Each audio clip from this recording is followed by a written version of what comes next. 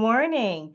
From the West Coast, sunny California, everyone. I am Ashley Franklin, and I am delighted to serve as your moderator this morning to facilitate this extremely important conversation with this esteemed panel of powerful women who serve the credit union movement with integrity, grace, and class.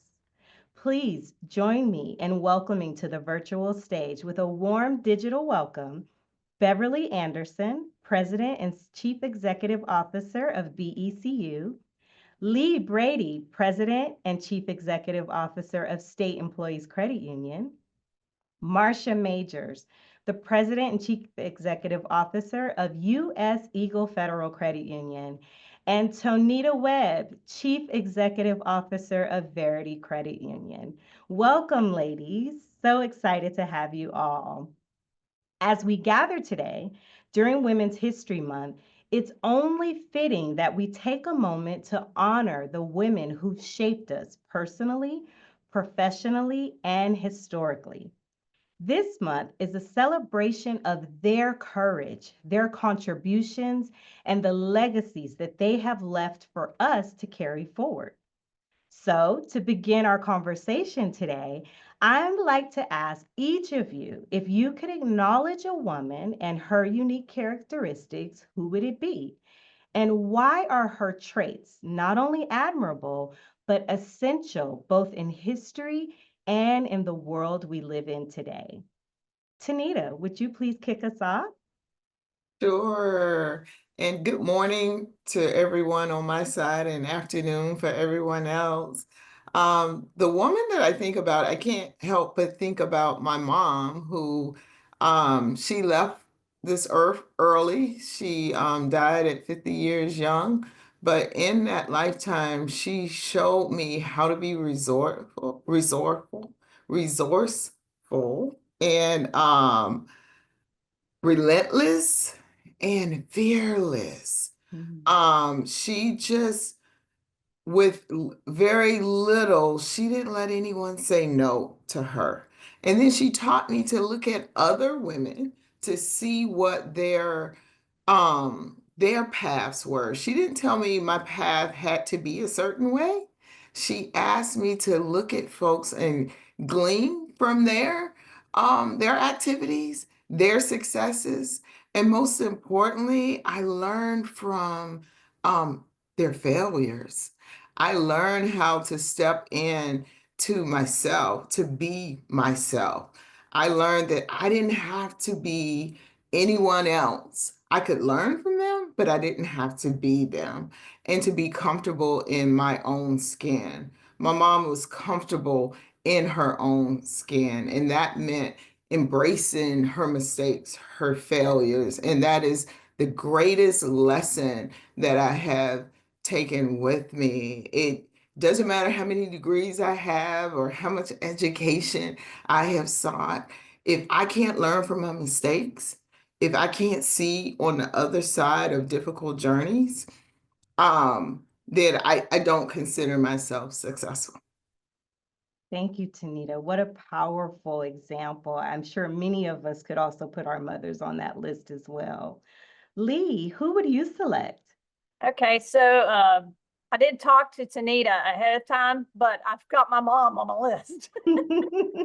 So, and I've always said here to all of our team members at SECU, my mom always said, leave something better than you found it. And from that standpoint, it was always, it didn't matter. I mean, it's picking up a piece of trash off of the sidewalk. It is cleaning up a mess in the workplace. You know, if you have a little something that doesn't go right, you pitch in, you do it. And because she viewed problems as opportunities, and she demanded that everyone try. We weren't allowed, and it's probably the same with Tanita. I mean, you weren't allowed to just take the easy route. And I think from the standpoint of women and unique characteristics, that probably taught me more than anything else. And I never knew how much I was going to need that later on in life. So, and while from the historical perspective, I always say, you know, she wasn't a Marie Curie or anything like that. I mean, she didn't help to try to treat cancer in any way, but she shaped my sister and myself, and we are shaping our daughters, and we are shaping women that we come in contact with every single day. And I think that if all of us take that and have characteristics and move those forward, pay them forward in some way, that we're all going to be better because of it. Absolutely. Thank you so much for sharing. What a powerful, powerful words to live by. Leave something better than you found it. Beverly, please share. Thank you, Ashley, and hello to everybody out there. Thank you so much for spending your time with us today. It's such a pleasure and an honor. Hey, we're 3 for 3. I've got to go with my mom, although I do have another one if we want to talk about someone different. But, you know, my mom, it's so funny. We called her the quiet storm. She was, you know, she was always the one in the background. But honestly, if you were to ask any of my siblings or my dad or us who led the family, it was my mom. And there were probably 3 lessons. There were thousands and thousands of lessons, but 3 that resonate with me today. And then I'll tell you a really interesting story. One is she always would say, everything's going to be all right. And I can remember in those moments, and we've all had these career moments where something didn't go well, something was about to happen. You could feel it in your soul. You weren't actually sure what it was. I could hear her voice. I literally could hear her voice saying, you know what, Bev, everything's going to be all right. So that was one. The second one was love everybody.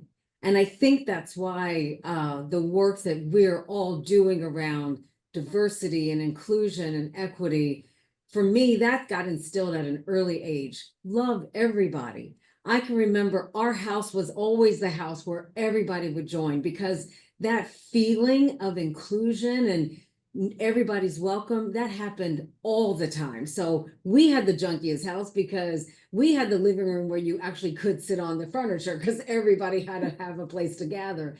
And the third one was really important for me personally. And that was, if you can't forgive others, you will never forgive yourself. And that's about grace. And that's about how we give each other grace as we walk these journeys, whether they're our personal journeys or our career journeys, and we meet people who are not like ourselves, or we don't quite have the same opinions and points of view, and in this world, the same political views and things. We gotta give each other grace.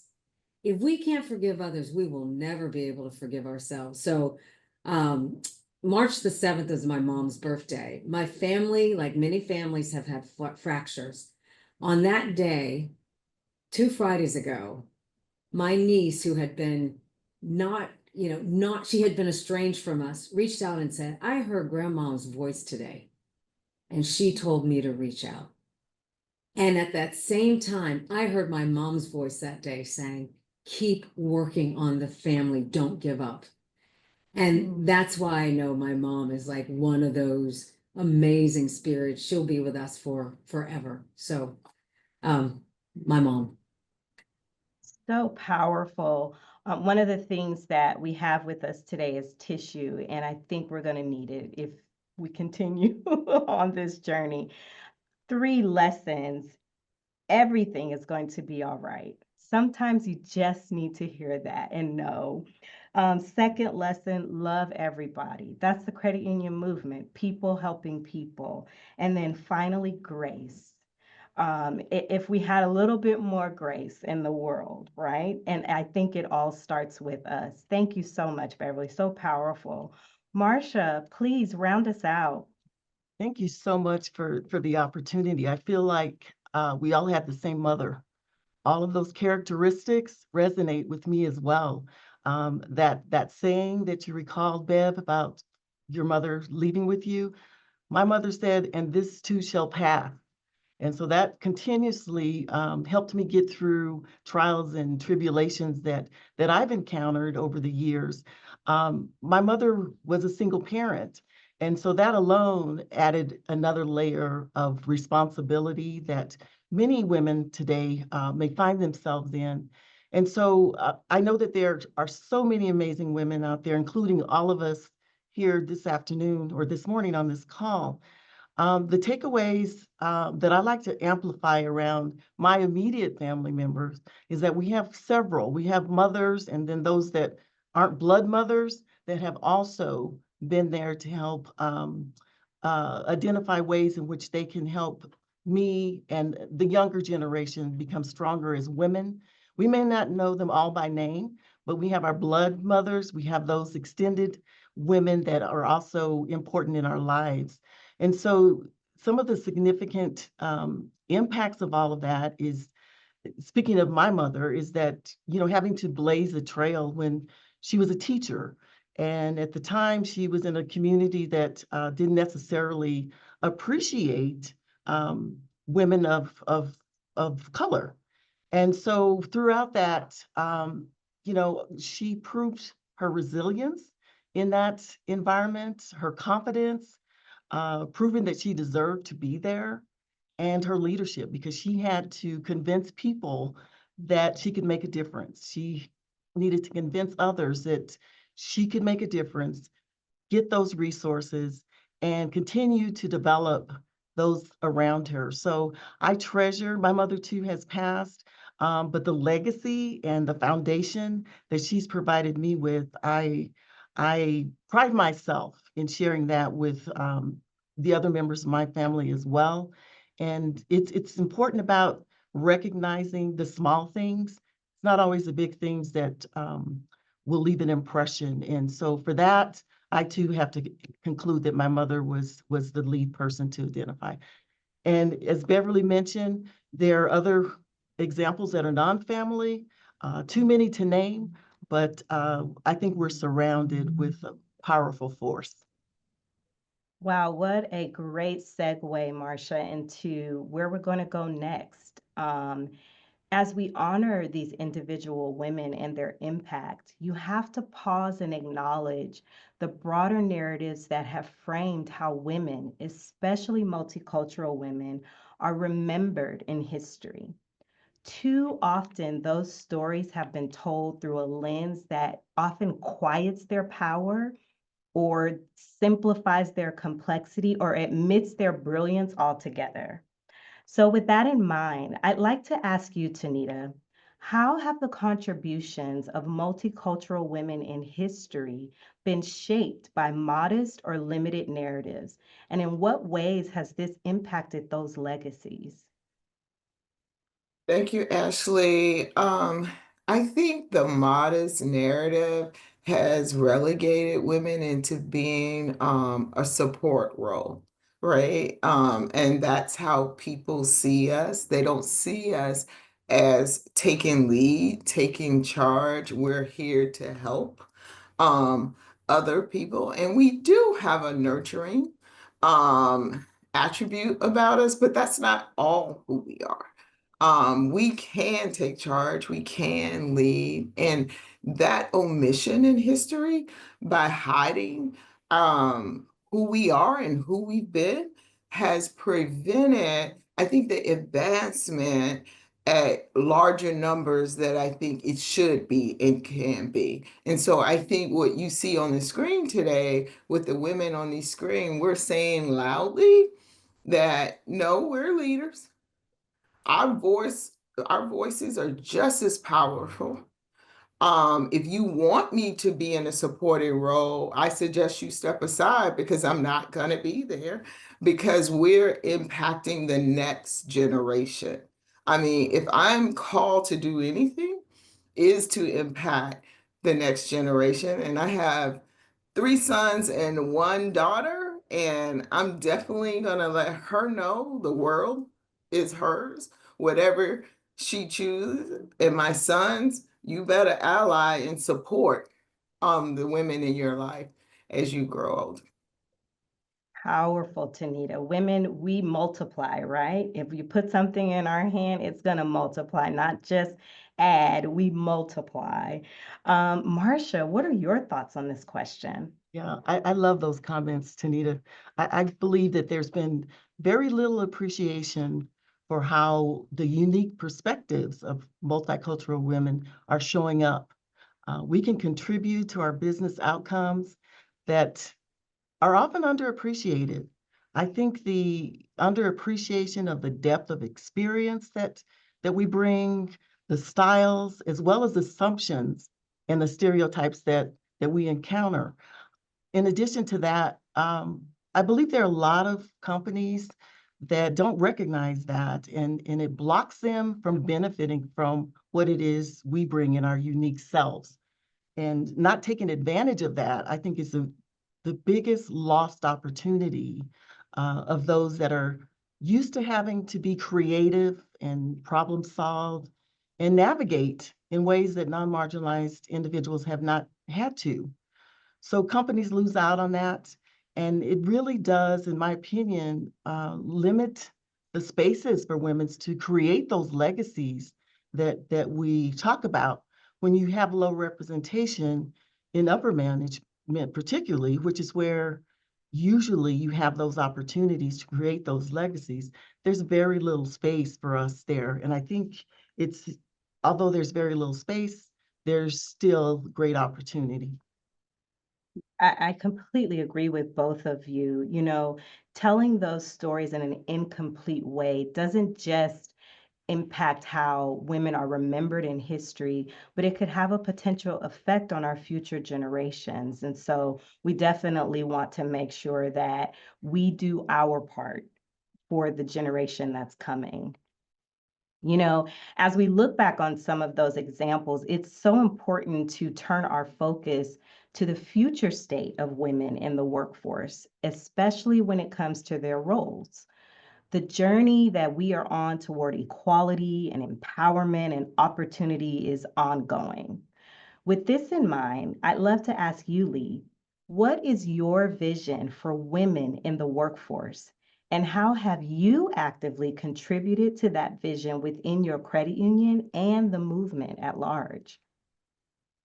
Thanks so much, Ashley. And look, I am incredibly fortunate that I really get to live my vision at SECU and kind of help ensure that women are on the same playing field in the workforce here at this credit union. And I've had HR under me for a long period of time. So that has been rule number one. I mean, I want to make sure everybody's on the same playing field. And, you know, as I listened on the multicultural, you know, I think that from the standpoint of women that have typically been viewed as selfless, you know, the caregivers, the family, one who held the family together, you know, and maybe you're the caregiver primarily for your kids, or you're the cook or the cleaner or the organizer. Really, with all those being kind of where women fit in and didn't lead to leadership, maybe in a workforce. So my vision is really making sure not only they're on equal playing field, but that women know that they're enough. Because you can still be a mom, you can be a wife, you can be a friend, a volunteer, and still be a leader at a credit union. And so one thing that I think for my contribution to that is maybe living that on a daily basis and letting folks know that you can still be all of those things. And I can tell you, I remember traveling for the credit union, and maybe I missed a basketball game or a chorus concert for one of my kids, and the guilt that you feel in doing that, you're thinking, okay, this is something they're going to remember for the rest of their lives. But I can tell you, and I will tell folks every single day at our credit union, especially from the women's side, my kids don't remember any of that stuff. They don't remember what game I missed. What they remember is that I have helped to bring leaders about, and I am helping as a woman to lead an organization. Those are the things that really they're going to remember, and they do remember. So they're pretty grown now. So, but I hope from the standpoint of my vision, I hope that all credit unions and all companies get to that point where everybody is on that equal playing field. Powerful. Definitely the equal playing field is important. And also your words that women need to know that we are enough. In many cases, more than enough. Thank you so much for sharing, Leigh. Beverly, can you please share what is your vision for women in the workforce and how have you contributed? I just want to echo what Tanita said, what Leigh has said about women in leadership. I believe that we are at a time, whether we're in the movement, whether we are talking about the US and democracy, or whether we're talking about the global economy. I think we're at a time where women's voices matter more than ever. We are decision makers. By our very nature, we're decision makers. We are leaders. We are powerful, strong, bold thinkers. We are innovative. We figure out how to solve problems. That's just who we are in our very nature. And I think whether it's the movement, which is in its own set of transitions, and we don't always want to talk about that, or the macro environment around us, I think women's voices matter more than ever. So my vision for women is for us to understand our place and our role. I remember in the 2016 election when everybody was weeping and wailing the morning after Hillary Clinton lost, and it's like, hey, where were we? Where were our voices? We need to step up and deliver the power, the strength, the courage of who we are and of our leadership. And I think we have the ability to transcend the norms that we are seeing today and create new norms that bring everybody back together, that stabilize environments, that stabilize the work that we're trying to do. And I also think that we are so incredibly powerful in our ability to come up with new solutions and to innovate. And I don't know that we give ourselves enough credit, but if you think about all these folks in history, like when I was thinking about the multicultural question, I thought about Harriet Tubman. Man, like talk about someone whose narrative has been muted, but not only was she a conductor of the Underground Railroad, she was a military strategist. She led an army into battle as the first woman with an armed militia. Like those are the things, that's our history and legacy that we should build on. And then the last thing is we've got to bring all of these wonderful young women and men who are coming up behind us, bring them along. Encourage them to lead, encourage them to be bold and to know that they can deliver with power, with their voices, and they can solve major and important problems. So I think we're born to lead. We should do that. Wow. I don't know about everyone on this call, but I have what I call goosies, my goosebumps, because this is an amazing conversation. And we are just scratching the surface. We're going to go a little bit deeper.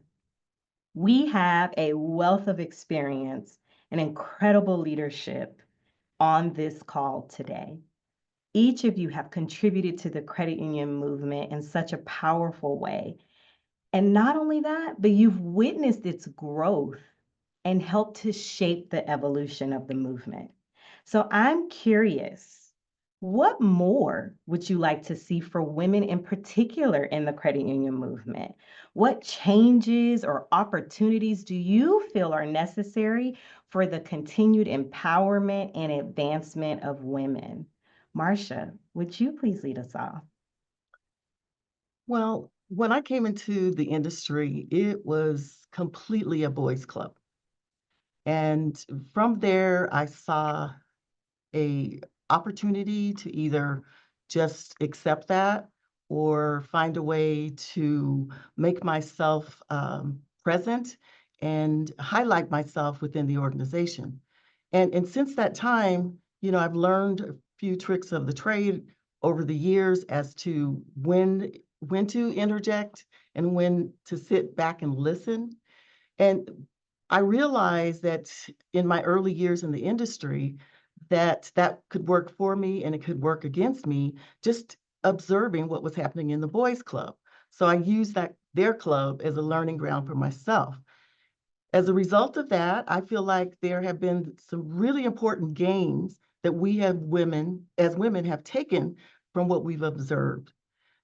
The gains that I see we have the opportunity to take in our movement is really to champion women, which we're doing here today, and I love it, as well as other diverse leaders in our organization.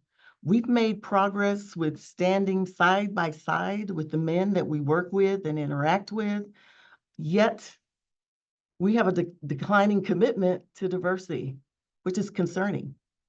In our industry, we have the opportunity to ensure that that doesn't happen, but there are external pressures around that. So for me, I'd like to see our movement keep that momentum. Don't let the static noise around us prohibit all the work that we've accomplished and what we are still set to do. So to ensure that, we have to continue to inspire ourselves, one another, the current generation, the next generation of women. And I would really like to see a commitment to consistent advocacy around the needs of women, our personal growth, our personal development, so that eventually women thriving is the norm and not the exception. So I look forward to where we can help make a difference there. Our industry is on the right track, but we have to make sure that we're holding our industry and ourselves accountable for the future. Absolutely. I completely agree. One thing I love that you said is use the boys club and learn for yourself. If you're given lemons, make some lemonade out of it. And champion women whenever we can. We have that as a responsibility. Thank you, Marcia. Tonita, let's hear from you.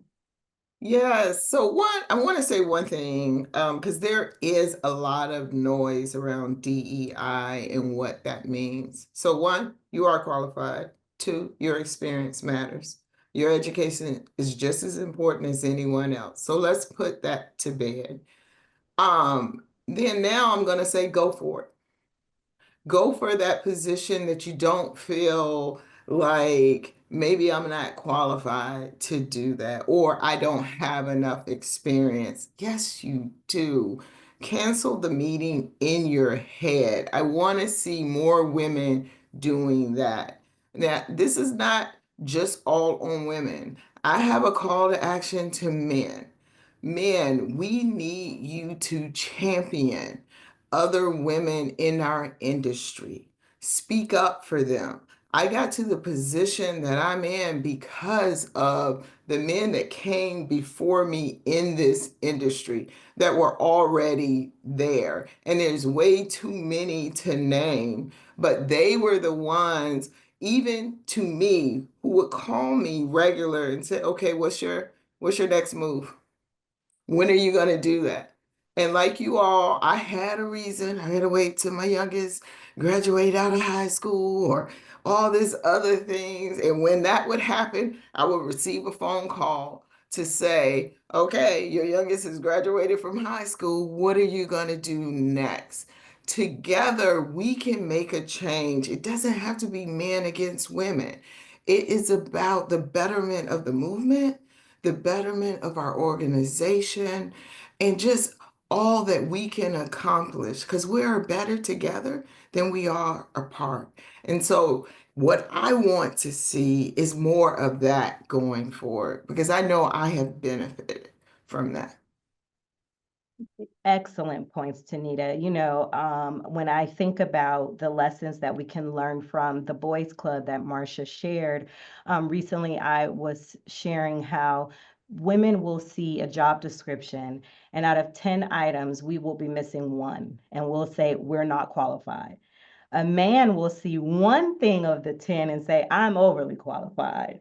And I think that's a lesson that we can definitely learn from them as women. Beverly, I'd love to hear from you. I don't have a lot to add. Tanita, spot on, Marsha, spot on. The other thing I would say about those voices in our heads, we need to tell our stories. Part of how we get into these roles and seats so that we can continue to do really, really good work is that we need to be able to tell our stories. We are so comfortable getting in our job, sitting down, doing good work, doing great work, right? And never telling anybody about it. Primarily because we've always been told, well, that sounds like bragging. That's being too special. You just have to like get in, put your head down and work. I think women, and especially women of color, we don't always let people know our excellence, but we are excellent. And the way you do that is you let people know. And I give this example. So people have listened to me talk. They've heard me say this before. I give this example. You ask a guy, and it's not about men against women. So Tanita, thank you for saying that, because that's true. But you will ask a guy, how are you doing today? And they'll say, oh, I'm great. I just came out of a meeting where we just accomplished X, Y, and Z, and we just generated $30 million of revenue, and we just solved the world's problems. That's what they'll answer when you ask them, how are you doing? And women will say, oh, I'm fine. How are you? It's great to see you, that kind of thing. We need to be able to say, you know what? I'm leading this business, and this is what we've been able to accomplish. This is the 2 things that we're working on next. And I'm so excited about these results we just had for our members, over the last 12 months. That's what we have to do. And I think when people can hear your story, when people can hear the way in which you engage and drive results, and bring people along, build followership, when you can do all of those things, you can stand up confidently in any one of those interviews and say, I deserve that job. Let me tell you why. And I just don't think we tell our stories well enough. And it would be great for people to be able to do that. Know you have a story to tell and feel confident telling it. Get to the table. And if I may just add, speaking unapologetically about that is the additional piece that really can make a difference, because you can say the words, but you have to have that conviction for it to be delivered and received by others. So I appreciate that, Bev. Absolutely. I just read in the chat, someone said, those voices in your head, tell that to sit down and stop judging. And sometimes we have to do that. We have to have positive self-talk and not convince ourselves to move out of some of the realms that we should be in. So we'll move on. I think it's very important that we acknowledge the fact that each of you have played a significant role in creating the change that we're talking about today. That being said, Leigh, I'd like to start by asking you, what do you consider your personal greatest accomplishment as a woman advocate and change agent? Okay, so I would have to say probably mentoring, maybe, and a little bit of inspiring. But I may add resilience to that too. And a lot of folks don't know that, look, I applied for the CEO job, interviewed for the CEO job at SECU, and didn't get the CEO job twice. And I'll tell you in a little while kind of how I came about getting the job, but maybe from the standpoint of the advocate and the change, that resilience piece is when I didn't get the job the first time, and maybe like Tanita, I had a middle schooler, and I remember someone on our board saying, well, you'll have another opportunity when your child is older, of which you should never say that from the HR side of things. Let me just tell you. So, but the fact is, while I asked for more experience and more learning opportunities over those next 5 years, I didn't get them. And quite frankly, I had to do some self-reflecting to say, if you didn't want me 5 years ago, why do you want me now? Before I even applied for the job. But from the resilience side of things, and this is where I hope that maybe sharing the story inspires others in our workforce, maybe and beyond, is you might not think you're good enough, but what you don't ever want to do is look back and say, I wish I had. And that's where that resilience comes in. So I applied again, and I went through, and it was down to 2, and I didn't get the job again. And it's how you take that, maybe, and how you move forward. And it's demonstrating that you make a difference in a variety of ways, whether it is in your life and how you volunteer in your community, whether you teach Sunday school at church, whether you run that multi-million-dollar project at your credit union. But it's making a difference that's most important. And sometimes you have to have some resilience to keep doing that in the midst of failure. So, I hate to be a Debbie Downer, sorry.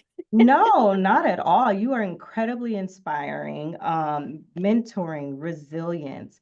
I tell myself every day, try to reduce your should have dones. We won't always, there will be some that we will have in a day, but I try to just reduce them every single day. Thank you for sharing, Leigh. Beverly, share your greatest accomplishment. Of all the questions, I actually thought this was the toughest one. And maybe that's a little bit about us taking the time to acknowledge accomplishments. I think every day we just kind of keep going, keep trying to move our organizations forward, keep trying to keep our employees happy and our members, with us, and all of those kinds of things. But, this has been a long and arduous career. And it's been, everybody thinks their career is going to go, straight up and to the, to the upper right. And mine looks like an echograph of your heart, right? It's up and down, and it's, and every bit of that journey, I would not give up, even the toughest parts of it, even the toughest bosses who I thought were racist, even the last job I had before this one. And I think people know this, but I'm newer to the movement. I can't keep saying I'm new. I'm newer to the movement, 2+ years in, but I was always a banker before that. And the last job I had, I'd left banking and I'd gone to one of the credit bureaus as a CEO successor. So I thought, okay, I'm going to get my opportunity to lead a public company at some point. Like this may happen. And 2 years into that, change in direction of the strategy, my division was going away. I was not only was I not going to be the CEO, I was out of a job. And I thought I was done because I was tired. I was frustrated. It's like, how many, 30+ years and I can't get there with all of the knowledge, all of the experience, all of the wins, all of the knocks that, all the lessons learned, and I still can't get there. And then BECU called. And I thought, okay, it's in Seattle. I'm in Atlanta. I don't think so. And then I started to learn about not only BECU, but the movement. And this was the thing I've always been looking for. And I'm so proud to be here and so honored to be here, to be a part of this movement, the work that you all and we all do every day. The accomplishment was the journey. And the way that I see the benefit of that journey is that when I look at all the places I've ever been, I can see people whose lives I touched by the work that we did, by the mentoring, by the teaching, by the coaching, by the performance managing. And now I'm that person that I used to look to provide that mentorship and sponsorship and that wisdom. I'm now that person. And I can look back and see all of those people whose lives I've been honored enough and grateful enough to have touched, and they are doing amazing things. And to me, that's the accomplishment, that we are leaving this place better than it was. We're leaving this industry. We're going to leave this movement better than it was because of all the people we get to touch and inspire. Beverly, we are honored that you are now a part of the credit union movement. Yes.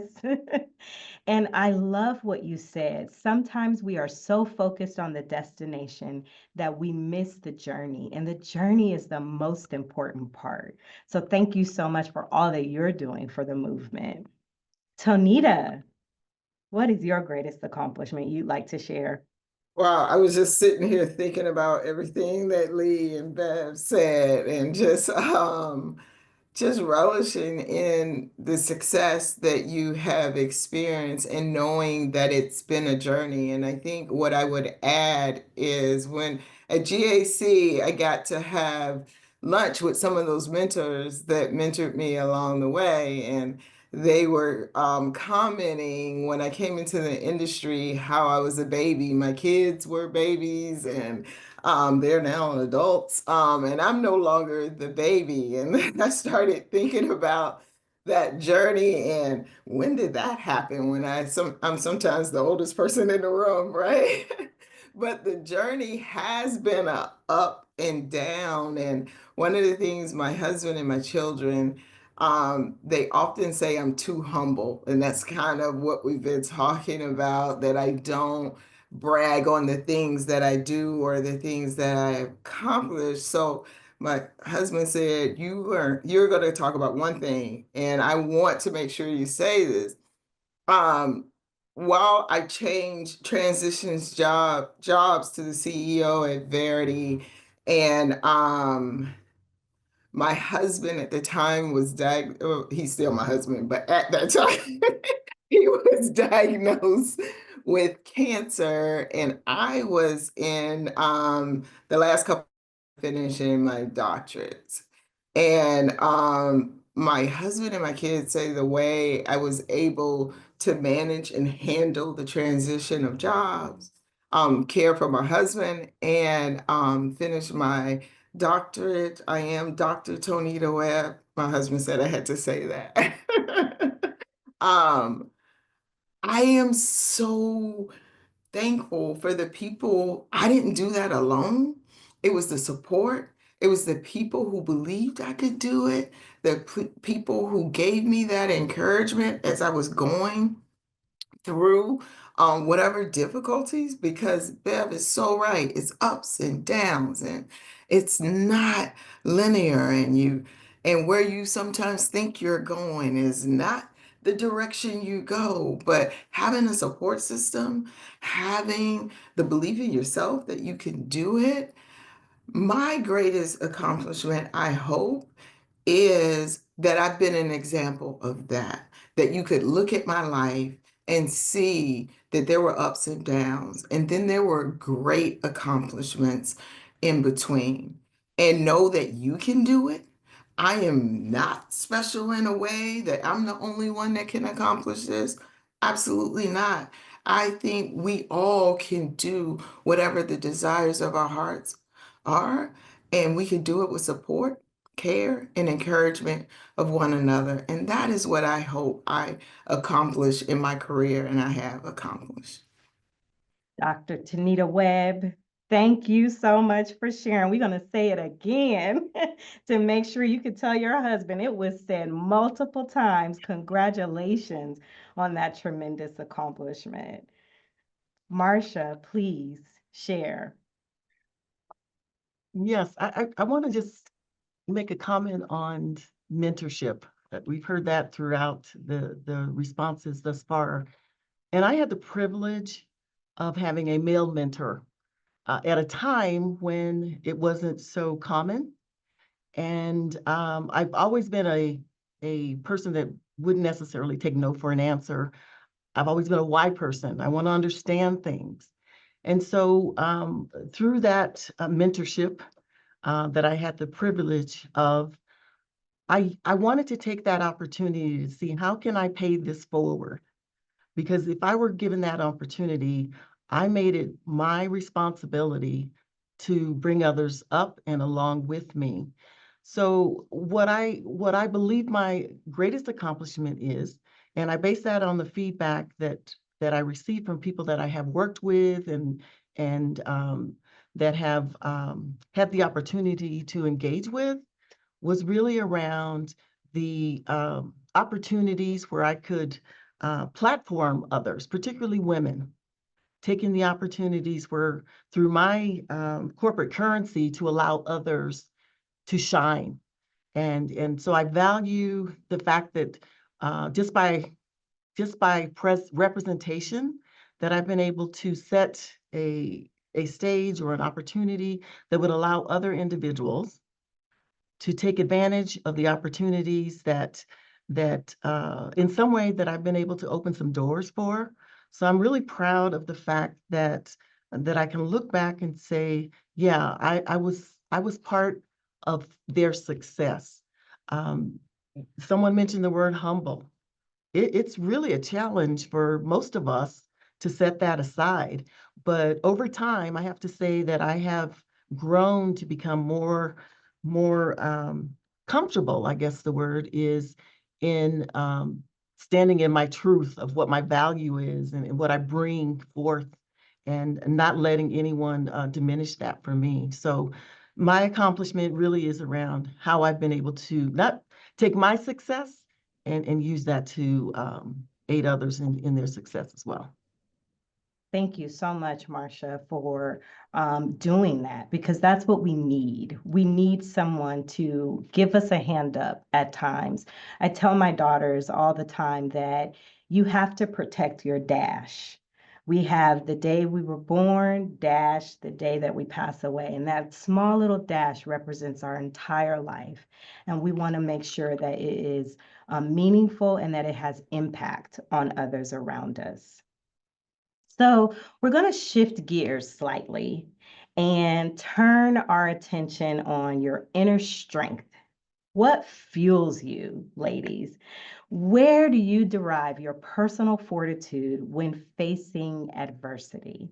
Leigh, would you please share?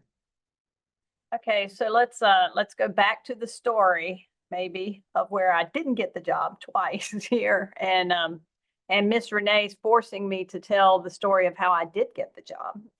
So, and anybody really that's been keeping up with credit union news over the past couple of years knows that there's been quite a bit of adversity, let's say at SCCU, maybe from a CEO a few CEOs ago that doesn't quite agree with some of the items and the initiatives that the credit union has moved towards. But our prior CEO right before me really, had to endure a lot of negativity.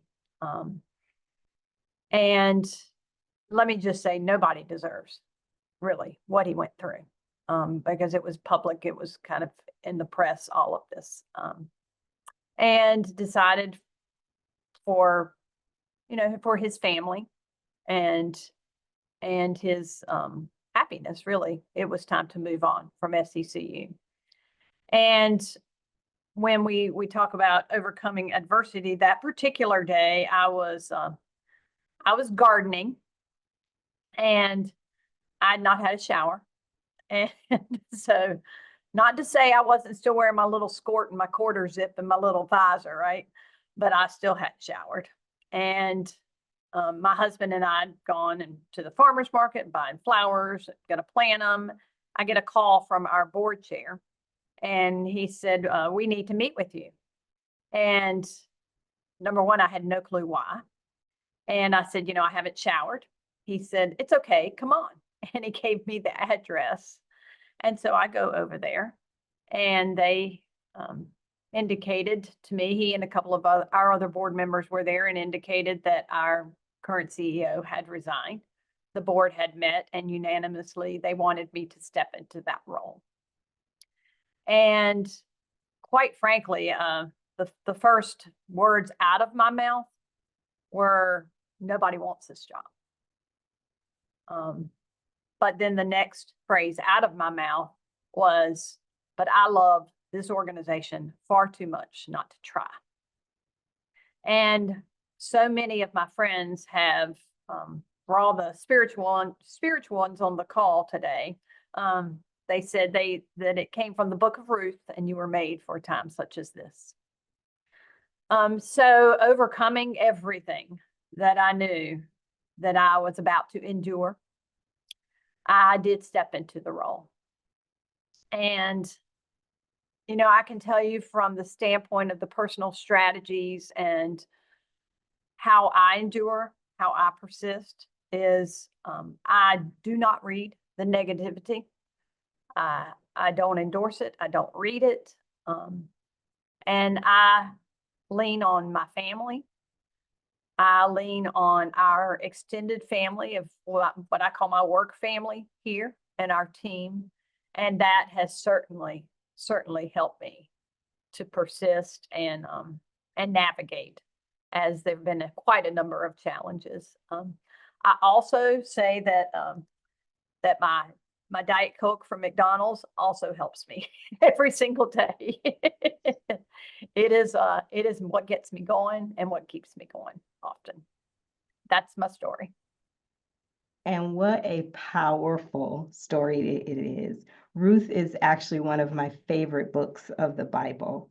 And so right now I'm trying to gather myself and hold back my tears, but that is an incredibly inspiring story and reflection, Leigh. Thank you so much for sharing it and for giving us a glimpse into what could be an adverse situation in the beginning. But as my father used to say, nothing beats a fail but a try. So I love that you said, no one wants this job, but I have to at least try. Thank you so much for sharing. So we have had an engaging conversation, lovely reflections, and I am feeling truly motivated. But as we begin to close, I want to ask each of the ladies to just share with us, how do you manage the ongoing demand of leadership, continue to inspire meaningful change, and still find time to rest, recharge, and care for yourself? Beverly, would you please start us off with that one? You know, I could spend hours on this topic, and I know we don't have hours, so I'll make it quick. First of all, thank you, Leigh, for Ruth, and I would just share, you know, the thing that gets me through some days is I can do all things through Christ who strengthens me. And I may have had a week like that. I'm not saying I did, but let me just say I may have said that verse a couple of times this week. I think the faith, whatever your faith is, for those of you out there, the belief in some power better than yourself and bigger than yourself, that is so important, because these jobs are hard and these times are hard, and you've got to have some place to nest in for strength and for perseverance. Family is the second thing that's very important. I love my sister more than I love myself. And, you know, I've got a brother, and we gang up on him, so that's fun. My parents are gone, and we've got some great nieces and nephews and grandnieces and nephews, and they give me great joy. So I've prioritized spending more time with them. And then the third thing I would say, and it's a little bit of a public service announcement, health. I used to not pay attention to my health. I worked out every day, this and that and the other. But when your body tells you something is going on, go figure it out and be your best advocate in the healthcare system. And so I had to pause. We were in the middle of a little acquisition in December, but I had to get off this treadmill and go take care of myself and have some surgery. And I will tell you, it has made the difference in my life. So please, for everybody, pay attention to your health. Faith, family, and health. Thank you so much, Beverly. Tanita, give us a word or two. Yeah, just to add to similar to Bev, I make time for self-care. It didn't used to be a priority in my life, but it's the number one priority. I learned that if I don't take care of myself, I can't take care of all the other folks that I care deeply about. So I'm intentional about my self-care. Some folks say I'm a little crazy about it. I'm an early morning person, so I get up at 4:30 in the morning and I spend my time in devotion. I work out. I look at my diet more than I had in the past, not from a do I want to lose weight or anything like that, but I want to be healthy and I want to be around and I want to be able to think about things in a clear and concise way. And then the last thing I'm going to say, I gave up perfectionism. I'm not perfect, not going to be perfect. Don't expect perfection for myself. And I roll with my mistakes or my next time opportunities. And that has been a weight off my shoulders. Fantastic. I like to live by excellence is good enough for me.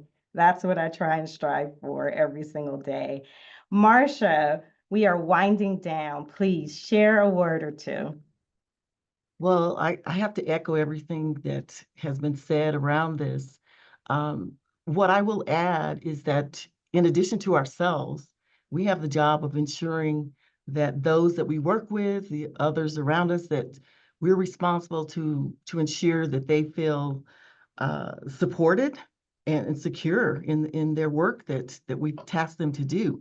And it can be all consuming if we aren't careful with that. And that necessarily isn't necessarily something that we can always control, but there are times when we do neglect our own mental and emotional and physical well-being. And someone said it earlier about being intentional about it. For me, it's a precarious balance and it can come at a very high cost. And I have to always be mindful of that to make sure that I'm showing up as my best self. It's an ongoing challenge. I don't have a perfect regimen just yet, but it does require consistent intentionality. And what we like to refer to is that work-life balance. For me, it has to be as much of a project that I commit myself to as the projects within my organization. That's the only way I can prioritize it, is to look at it in that fashion. But I also think oftentimes women leaders become so by sacrifice and sacrificing the physical and the mental and our emotional health. And so I try to be purposeful in dedicating my time for my self-care. I am certainly fighting hard for my personal self-care and protecting my peace, because I think there's the physical side of things that we have to take care of, but also just protecting our peace. And over time, I think we, including myself, can be better in setting realistic schedules and milestones for ourselves, and making sure that we're consistent about keeping that level of energy and the focus that's needed to do the jobs that we've been tasked to do in such a way that we can avoid those sacrifices that we may have made in the past, continue to make today, and maybe we'll find in the future. But it's not easy, but I think if we have that goal and we continue to make ourselves a priority, we can continue to show up. Wow. Protect your peace and be intentional. What a fantastic conversation. I don't know where the time has gone. It has already been a full hour, everyone. I just want to say quickly, thank you, panel, for your honesty, for your wisdom, and the powerful stories that you shared with us today. I am so honored to have had this opportunity to be your moderator. I am just having all kind of girl crushes right now. So thank you. Thank you for your leadership and for everything that you do for the movement. And with that, I'll turn it over to SB to close us out. Well, I'm going to keep it short, sweet, and to the point. Thank you all so much for joining us. Thank you, panelists. And Ashley, thank you for being such an incredible moderator. With that, I'm just going to do a little plug-in. You know me. If you haven't yet, register for our conference. It's in July. Link is there. And then don't forget to save the date for our next CTC, which is April 18th. We hope to see you there. Have a wonderful week, everyone, or weekend, everybody. Stay safe, happy, and healthy. Bye.